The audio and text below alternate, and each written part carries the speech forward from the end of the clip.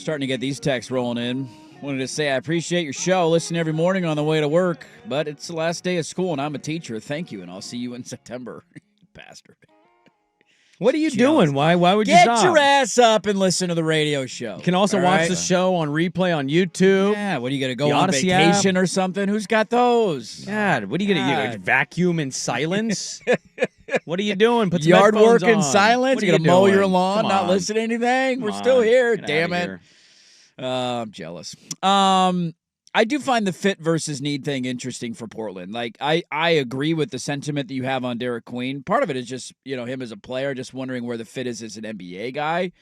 But there is this thing, right, where you got a bit of a logjam at center and a bit of a logjam at guard. Now, maybe we get answers to both of those on the night of the draft. You might get Anthony Simons traded. Maybe DeAndre Ayton is expiring his move. I have no clue how it's all going to play out. But how much, if you're going into this draft, should fit versus best player available, where would you put the pie chart on each of those? Well, but yeah. Because let me just throw an example at you. Sure. So you feel that way about Derek Queen. I think a lot of people would say that. What if through the pre-draft process, Derek Queen to you, as you're breaking it down, is the best player available? And that's what your scouts are telling you. That's what your eyes are you're the GM. Mike Schmitz is your draft guru. And he tells you this guy is the best player available at 11. I am fundamentally, when you are in the draft, unless you have a rarity where you had a bad year and you got a draft pick, but you have all this talent coming back, I'm largely in the take the best player available camp. That's just how I operate. Doesn't matter what position. Doesn't matter if you got 7 other guys at point guard. We're taking a point guard. Now, drafting a center last year when you had 2 other centers on the roster and you weren't willing to trade both of them like that, yeah, that's a bit. If you would have told me that going into the Klingon pick, I'd have been like, what? Yeah. You want 3 centers, like 3 real traditional centers on this team? Also, what's the long-term plan at that position, too? Because Ayton, again, expiring deal. Robert Williams is not going to be here long-term. Well, long-term is Donovan. And then it's Donovan Klingon. So if you tell me, like, okay, but, like, I also would have felt weird if you would have reminded me they weren't going to make any move at all at that spot.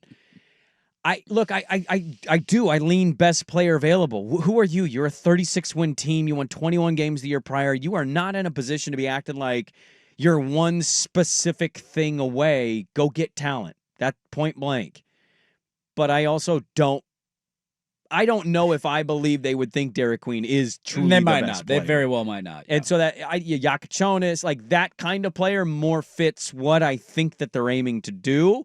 And I am guessing on that. I didn't source base that. No. Just look at the roster. What are they touting the most? Kamara and Denny. Length, size, yes. switchability, yes. all of those things. Yes. So I think if they're touting those the most, and they're still touting Scoot and Shade and Donovan, like they got Tiago Splitter on the staff, right? They got a player development guy. I would say that their view is that those guys are the best, the most talented ones. So where I lean that you should always take the best player and not be like, well, positionally, you're not. You're a 36-win team.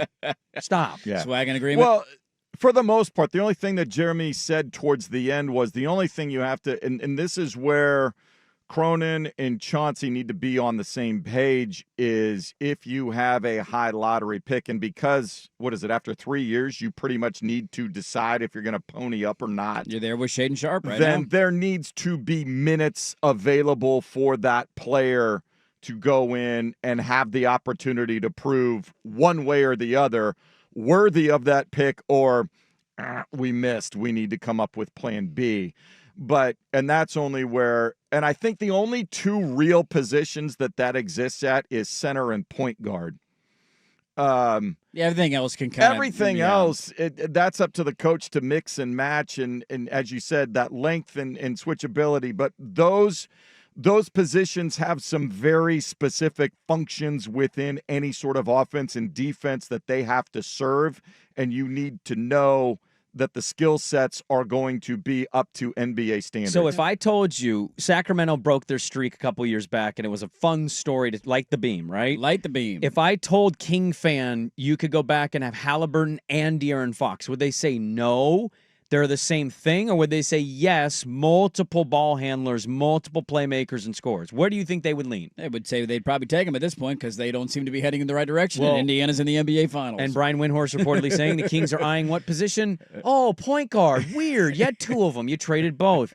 I just think I think the Pacers and even the Thunder to a certain they should be real eye openers that this isn't set in stone, the idea of what you can have on your roster. Now, let me ask you guys this. What is the takeaway if they draft Yegor? How many of the other guards are still on the roster on opening night?